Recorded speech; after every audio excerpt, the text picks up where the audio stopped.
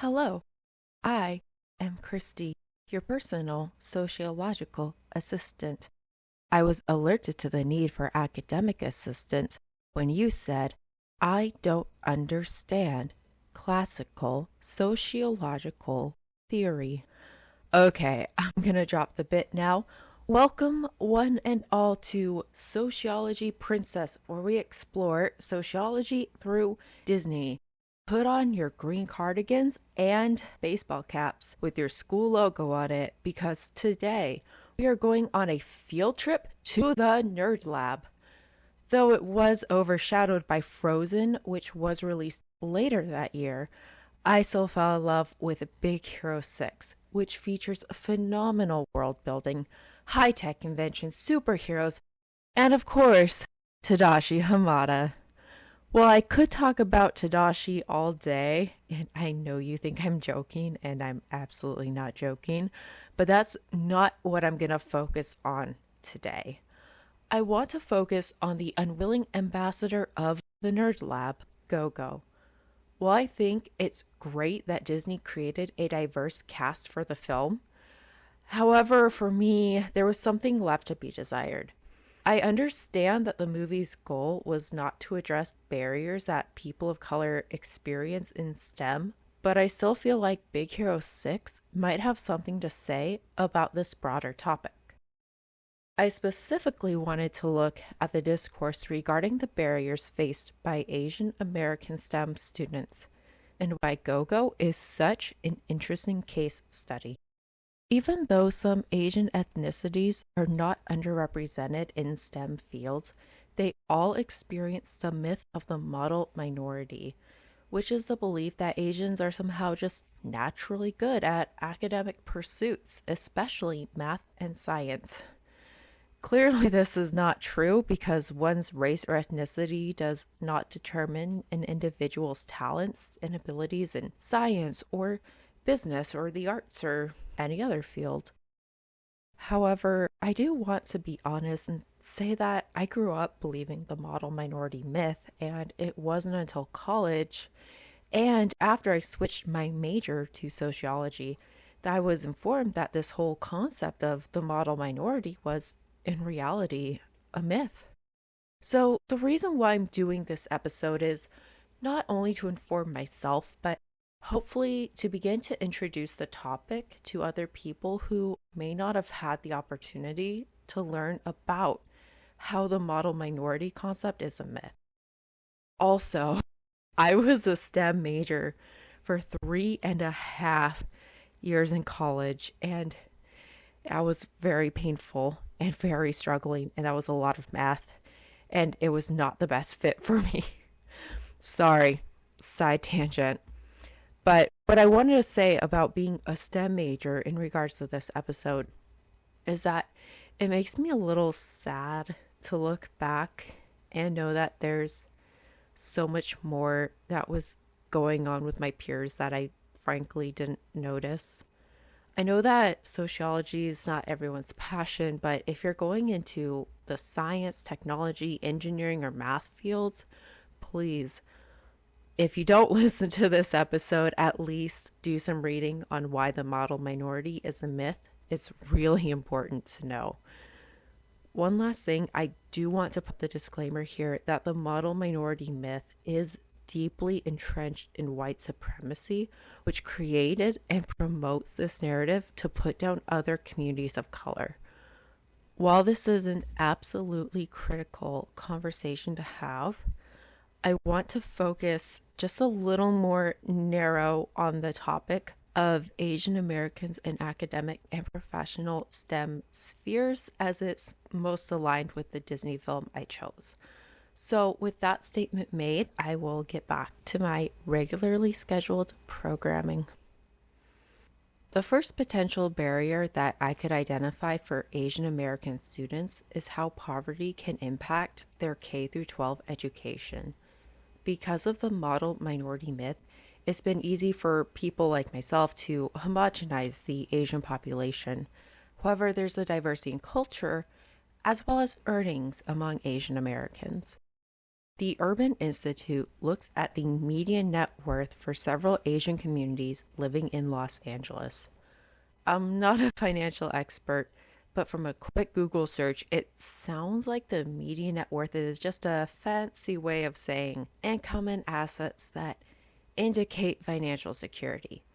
While Japanese and Chinese communities both had over 400,000 in net worth, Vietnamese had under 62,000 and Koreans had under 24,000 in median net worth. But even if the families are making more, that does not mean they're necessarily getting more bang for their buck. NPR did an interview with researchers Rosalinda Chu and Algernon Austin, who explained where this money goes. Asians are more likely to live in cities where the rent is always reaching new heights. Also, many Asian families live in multi-generational households, which typically consist of children, parents, and grandparents. This means that spending is often higher for groceries and other necessities for each member. I know I've only scratched the surface on this issue, but hopefully this is a decent introduction into how the Asian American experience can vary depending on one's economic background. Now we can talk about academics, the nerdy stuff. What I found out when researching this topic is that Asian American children who have an interest in going into STEM one day may actually be lacking the academic resources to prepare them for this pursuit. While Black and Latina students also face academic hurdles when entering a STEM major, this comes usually more from being underrepresented in STEM fields as well as having their abilities underestimated. But when it comes to Asian students, their aptitude for STEM is frequently overestimated, which gives them a unique set of challenges. In her article, What is the Model Minority Myth?, Dr. Sarah Soon-Ling Blackburn opens by sharing a story about how her teacher pulled her aside after receiving an average grade on a calculus exam, and how he said she wasn't living up to the expectations of quote unquote someone like you. She deduced correctly that her calc teacher was expecting stellar grades from her in math solely because of her race. High standards not only put a ton of pressure on individuals to perform, but it can prevent them from receiving the academic supports they may need. Sophie Tuan, a contributor to the Orange Coast College's newspaper, who is Asian and has a learning disability, says that her teachers would deny her assistance in the classroom, with one teacher even flat out refusing to give her accommodations because the teacher claimed she could just figure it out on her own. And this myth continues to affect Asian college students. A study with the tagline, The Burden of Being a Model, by McGee, Thakor, and LeBlanc, interviewed 23 Asian students in STEM. Several of these students shared that they felt pigeonholed into STEM because of their race. One student disclosed that he wanted to pursue a theater minor, but he was concerned about his peers' perspectives. Though I just shared a few examples, there's so many more stories like this that I came across, and I hope these stories will continue to be heard. So now, before I get into the challenges Asians face in STEM careers, particularly Asian women, I think now would be a good time to step away from all that research for a moment and actually talk about the film. Now, at the beginning, I said that I love that this film has a diverse cast of characters, yet I personally think the film might have missed an opportunity to create a more relatable picture of Asian women in STEM.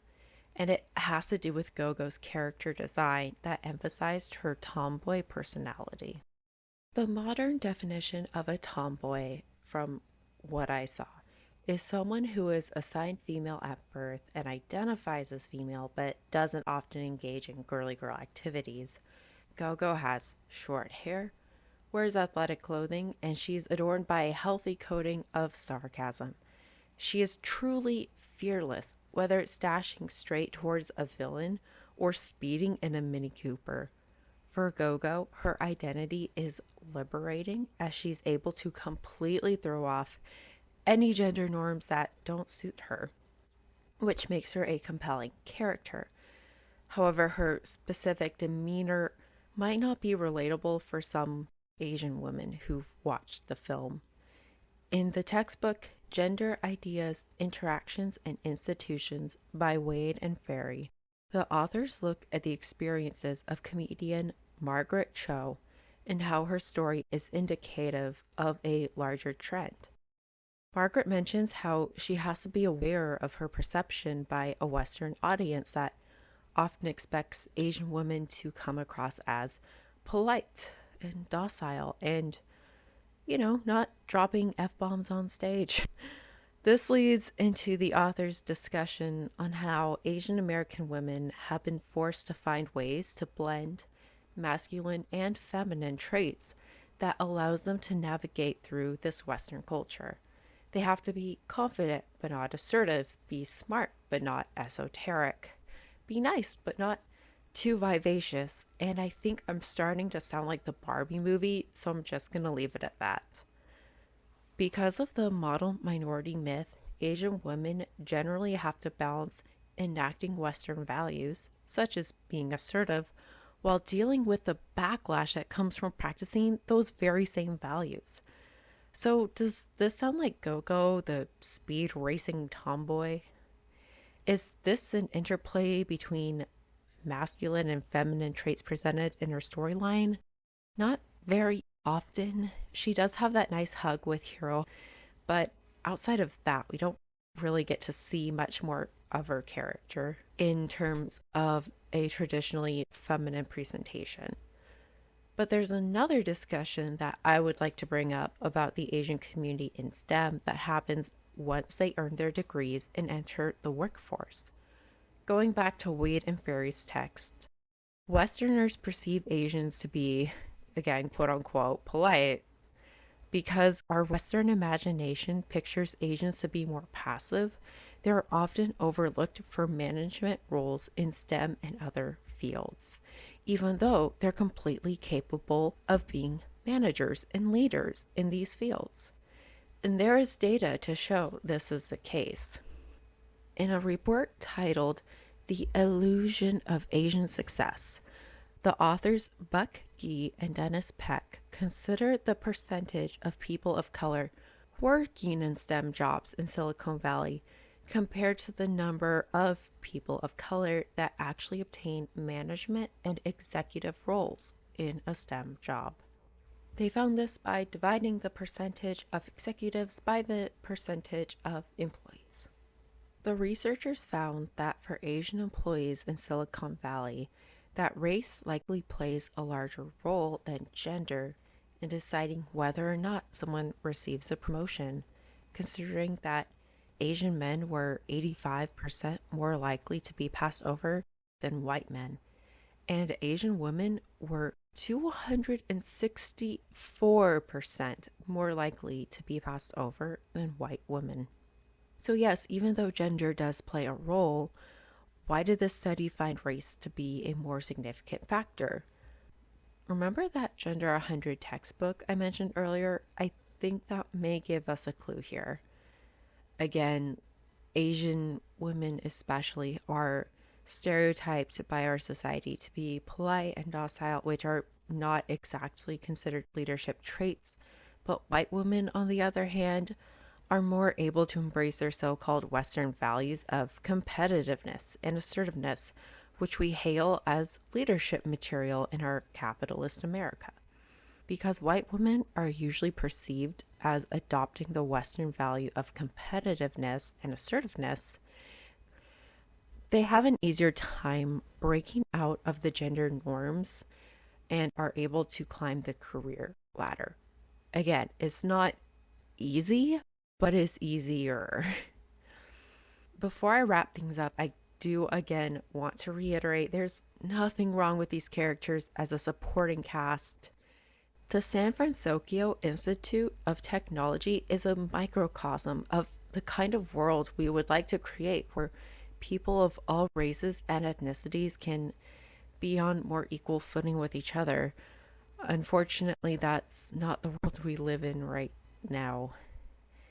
But in order to get there, those in education will have to continue to work to eliminate obstacles that keep people of color out of STEM and out of higher academics in general. And companies will have to examine their leadership to see who is being left out. With research identifying pitfalls, a larger push for more equity and inclusion, I'm hopeful that we will begin to weaken and eliminate economic and social barriers that affect communities of color who want to go into STEM fields or any other profession. Thanks for listening to my thoughts on Go-Go from Big Hero 6. I wish someone told me about the model minority myth before I was in my literally last year of college, but I'm still glad that someone addressed it at some point. I know that STEM students sometimes find prerequisites outside of their majors to be not as important, but I think some of those classes might have more to do with your major than you might think, so keep an open mind. And until next time, remember, shade never made anybody less autistic.